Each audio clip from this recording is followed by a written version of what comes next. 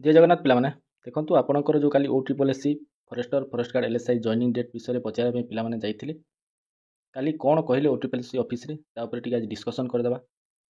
देखंतु video start करिया आगर मोर छोट रिक्वेस्ट रहइबो जे वीडियो आपनको भल लागिले वीडियोटा को लाइक करदेबे और दया करी चैनलटा को सब्सक्राइब करदेबे।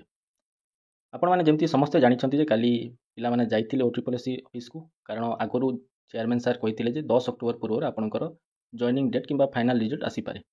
किंतु सेटा तो हेलानी से पिलामाने जीवाको बाध्य हेले और काली जाइथिले। तो काली आपणकर ऑफिस रे जहाँ कहिछंती देखंतु फास्ट तो कथा हैला पचारिथिले काहेकि हेलानी ता विषय तो से किछि क्लियर कहिलेनी काहेकि 10 अक्टोबर पूर्व हेई पारलानी जॉइनिंग किंतु एति कहिछंती जे आपणको जॉइनिंगटा नियुक्ति मेलाटा अक्टोबर मंथ भितर हेई जिवो। जिते पिला अछंती सबु पिलांकर अक्टोबर मंथ रे जॉइनिंग हेई जिवो आपणकर। या छडा आपण माने जेमति जानथिबे 2 दिन आगरु आपणकर जो एक्स सर्विसमैन पिला मानकर आस्तिला 69 टा पिला सेठी रोल नंबर आस्तिला डीवी पई तांकर डीवी सरी जाइछि। यार आउ गोटे इनफॉरमेशन अछि जे तांकर काउंसलिंग मध्य ऑफिस रे सेदिन ही जाइछि। तांकू डीवी करा जाइथिला डीवी परे किछि लॉन्च व्यवस्था थिला लॉन्च परे तांकू काउंसलिंग कर दैछंती ताले आपण एटा कंफर्म रहंतु जे से पिला मानकर आउ किछि प्रॉब्लम नै तांकर डीवी आउ काउंसलिंग सरी जाइछि। नेक्स्ट होछि जो 6 टा पिला थिले से पिला माने डीवी सरेछंती तांकर हेई थांता काउंसलिंग किंतु से माने वेट करलेनी सेति में तांकर काउंसलिंग आउ थरे हैला जोटा कि आपण माने नोटिफिकेशन काली पाई जाइथिबे 11 तारिख भितर तांकर काउंसलिंगटा हबो। या छडा पिला माने पचारथिले जे काहेकि आपण बारंबार नोटिफिकेशन आणुचंती आउ केबे 5टा पिला केबे 6टा पिला करिकि आपण एमती चलेले तो बहुत लेट हे जिवो। से माने कहबा अनुसार ओट्रिपलएससी कहबा अनुसार देखंतु जो नॉट इंटरेस्टेड ऑप्शन दिया हेतिला सेति पई बहुत पिला एक्सक्लूड हे जाइछंती प्रोसेस रु तो सेही पोस्ट फिल अप करिया पई पडुछि आपनकर डीवी आ काउंसलिंग पई नोटिफिकेशन। नेक्स्ट पॉइंट रहउछि देखंतु जो 337 टा होल्ड पिला थिले तांकर डीवी केबे हबो काउंसलिंग तो तांकर सरी जाइछि डीवी केबे हबो तापरे ओट्रिपलएससी कहछंती जे देखंतु आमे शोकज रिप्लाई रो इन्वेस्टिगेशन करि सारिछु केते पिला मे बी कटि पारंती से शोकज रिप्लाई रो इन्वेस्टिगेशन कला परे किंतु तांकर डीवी केबे हबो से विषय किछि भी क्लैरिफिकेशन ओट्रिपलएससी देलेनी कि पिला माने मध्ये तांको विषय किछि पचारि नांती। तो कथा एठी होउछि जे तांकर केबे हेई पारे आपनकर जो